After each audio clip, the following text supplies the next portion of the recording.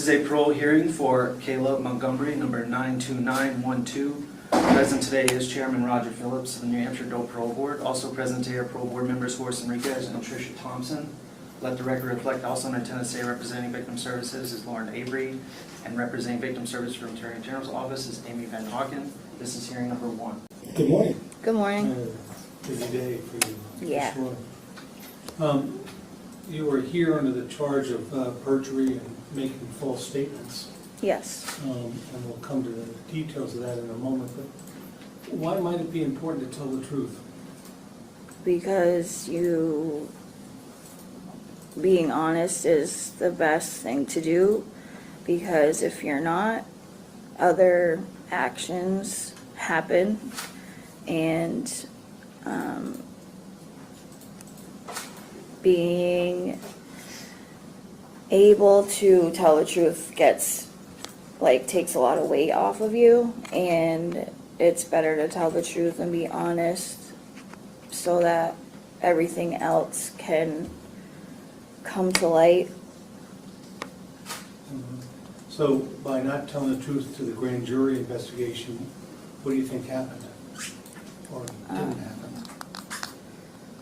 What didn't happen was I didn't tell the truth about where I was during that time, and not being able to cooperate with the detectives. I got all caught up in the situation, and if I just was honest from the beginning, they could have done their job sooner. And what was their job? To find Harmony and know what happened to her, and that's it.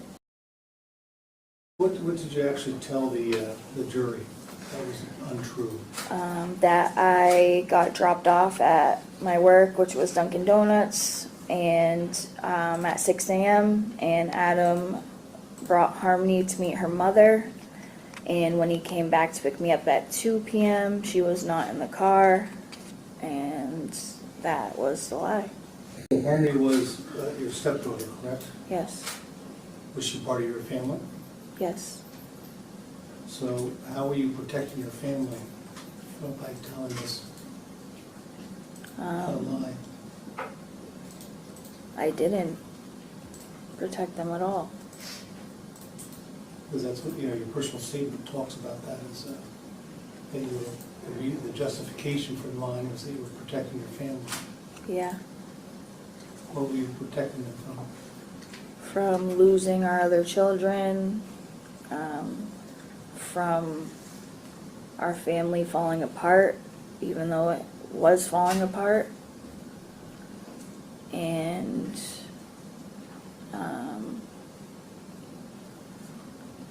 not being held accountable for the actions that happened. So acknowledging the fact that you did lie. Yes. Correct?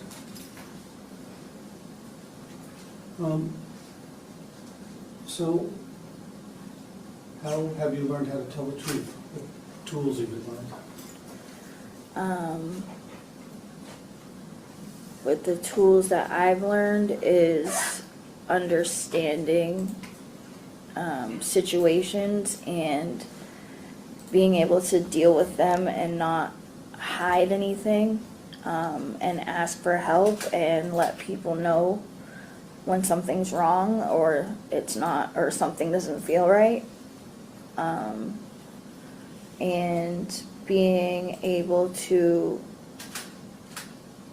just understand situations and know that it's the best to say what's on your mind and say what you know, and just be honest and talk about what you're going through, or if there's anything wrong, just be honest about it.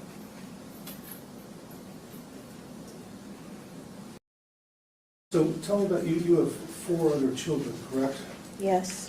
And what's happening with them?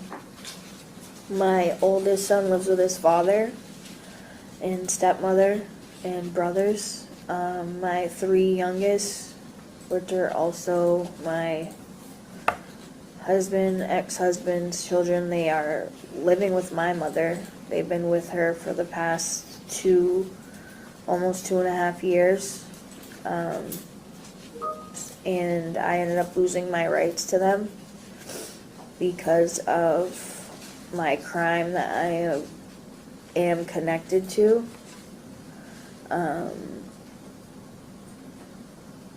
The affidavit got out, and I believe that they used it against me, which I understand. I don't know what you're talking about here. For my kids. So I ended up losing my kids. I lost the rights to my kids. Right. And the affidavit that got out about Harmony, and what it was saying and details that it was saying, I feel and believe that the CASA and the judge in that case, I believe that they were using the affidavit against me.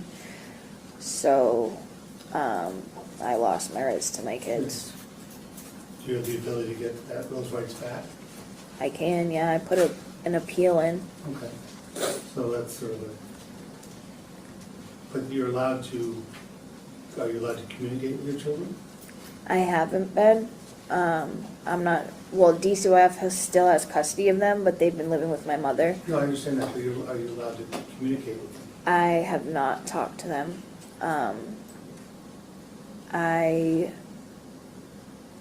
I know my mother has been taking care of them. I understand, but you have not, No, I haven't been because able you're not to. allowed to, or because I don't know if it's because I'm not allowed to, or my mom's just not choosing to allow me to talk to them because I lost my rights and DCYF has custody of them. So I don't know if it's because of that.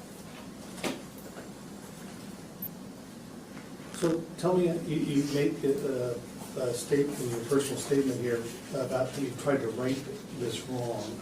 Yes, This whole thing. How have you tried to do that? by telling the truth about what happened to Harmony and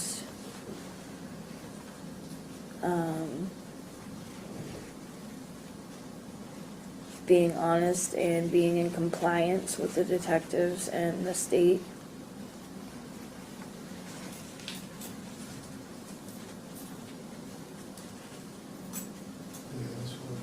I have just a couple of questions. This is your first felony conviction, is that correct? Yes, You had some misdemeanors. yes, And in one of the prior misdemeanors, you were required to do a 28-day program, is that correct? yes. And did you accomplish that?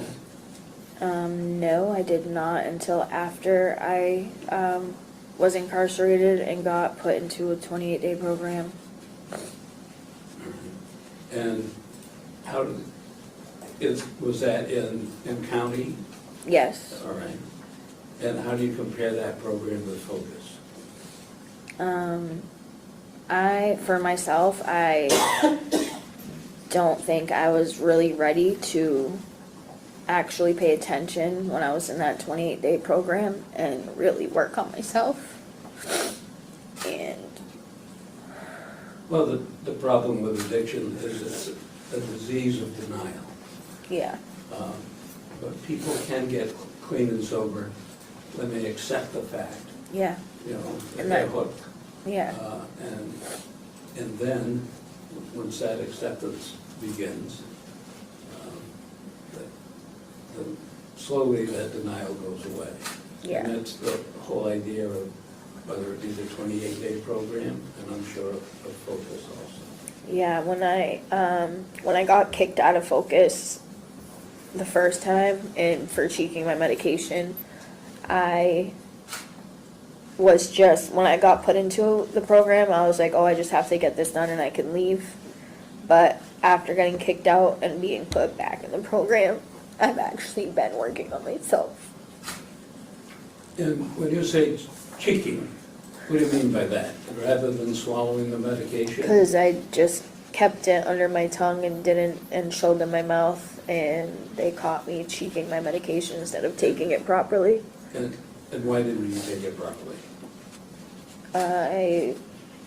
I wasn't in the right headspace, and I just didn't really care at that time. What'd you do with them? I ended up having to spit it out. You just spit it out and got rid of it, you didn't share it with anyone, you didn't give it to anybody No, else? the officer took it. Like, yeah. So had you done it prior though and never got caught, or is this No. the only time you did it and got caught? That was the first time, and I did it one other time, and that was like close together. And then I haven't done it Okay. since. You've been on probation before in the past. Yes. How'd that go? Not good. Not very well, right? No. Yeah. So, do you understand that probation and parole are pretty similar? Yes. Do you understand that the standard conditions are pretty similar? Yes. Do you know what the standard conditions are? The gist of them, I'm not gonna ask you to read them verbatim, but do you know one big one I'm looking for? You can't lie. Oh, yeah. You can't lie, right? Right. It's the same on probation, it's the same on parole, right? Yeah. And it is a technical violation, but with you, right, you can bet they're gonna be looking, right? They're gonna pay Yeah. attention to that technical violation because that's the charge you're here for, right? Yeah. So I guess my question is, how are you gonna be able to deal with that? How are you gonna be able to deal, because you've got some pressure on you. You're young and you've got a lot of pressure, right? Some of it you brought on by your choices, right? Yeah. Can't minimize that. No. But how are you gonna deal with the pressure in the community and be able to keep yourself together and not lie? Because it's hard, but once you tell one, you're beat, Yeah. because you're not gonna be able to keep up. Right. Yeah. right? And the microscope's gonna be on you. Yeah. How are you gonna deal with I that? know that. How are you gonna deal with that?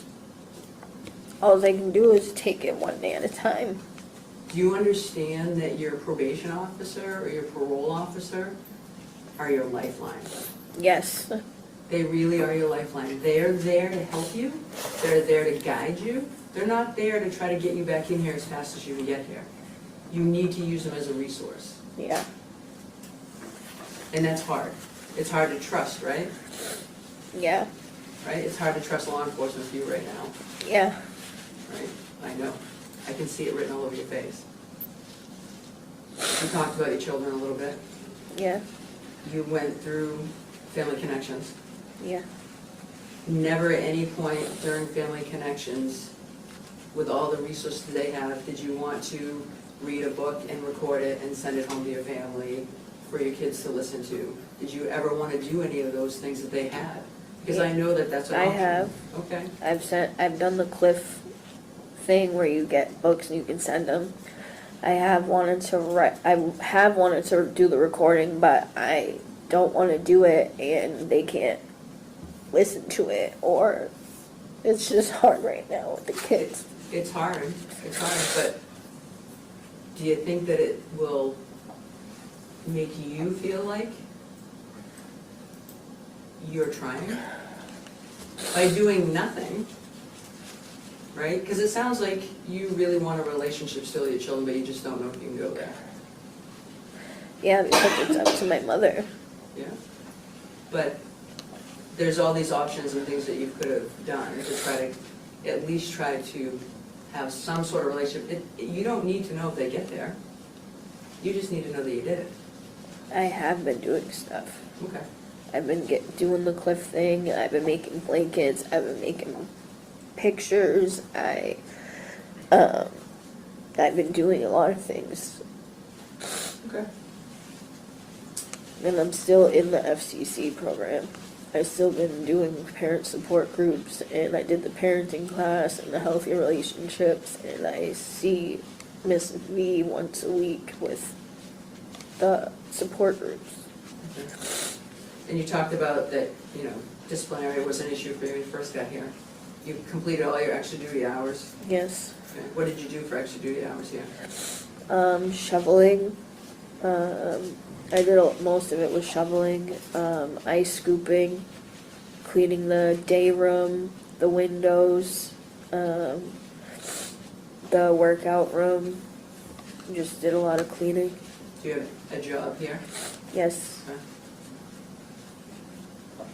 So my last question is, what are your goals? What is your 5-year goal from today? If you're granted parole, what is your goal? I don't even, just my recovery is number one. And just keep doing the right thing. That's just what's been in my mind. Just being honest. So when you went to school growing up, right, some people say, I want to be a doctor, I want to be a lawyer, I want to be a police officer. What did you want to be? I wanted to be a veterinarian. Still want to be a veterinarian? Yeah. Sounds like a good goal.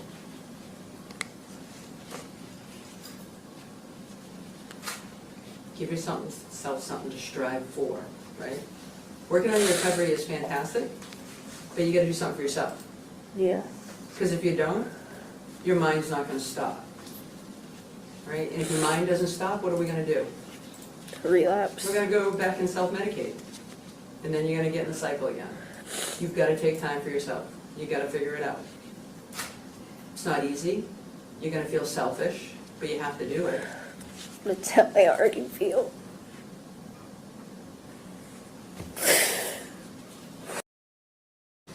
Do you understand what ISP is? No. So you'll have a curfew, you'll have increased screens, all those things we talked about, the difference, right? Yeah. The difference though is you will come back on just about any violation during that 90 days that happens. Okay. Your parole officer has a lot more leeway on your violations. Much stricter. Yeah. But the important part of that is that you keep your PPO informed, Yeah. and you work closely with him or her. Yeah. Right? Because they don't want you to come back. Their Yeah. success is when you do well in the community. Because our function as a parole board is to release those on parole who will not again commit a crime and will turn out to be good citizens. And that parole supervision is what helps in that goal. Okay. Okay? You must complete focus. You must comply with your approved home plan. If it includes sober living, remain there for 90 days and thereafter in the discretion of your PPO and as recommended by your treatment provider. Engage in the American Society of Addiction Medicine Substance Use Disease Level of Care as the Department of Corrections and the LADAC recommends. Comply with the MAT or MAUD program, MAT or MAUD program, including prescribed medications. Mental health in the community is needed and be compliant with prescribed medications. Engage in group addiction recovery, which may include AA and NA, as recommended by your LADAC and the PPO. And of course, you have to be C3 and D3 for release, and ISP for 90 days, and then in the discretion of the PPO. Now that's going to be read back to you. Okay. And then, if you have any questions, you can ask them after the readback. Okay. And let the record reflect as follows. Today's decision is your parole has been approved. However, you must complete the focus program and you must have an approved home plan. If your home plan includes a sober living, you must remain there for 90 days and thereafter in discretion of your PPO and as recommended by your treatment provider. You are to engage in ASAM substance use disorder level of care as DOC LADAC recommends. You're to comply with your MAT MAUD program, including prescribed medications. You are to engage in mental health treatment in the community as needed and be compliant with your medications, your prescribed medications. You're to engage in group addiction recovery, which may include AA and NA as recommended by your LADAC and PPO. You'll be on ISP for a period of 90 days and at discretion of your PPO. Standard conditions of parole will apply, and you are to be C3 or lower classification and disciplinary free for release. Okay. All right, do you have any questions? No, I do not. Okay, good luck. Thank you.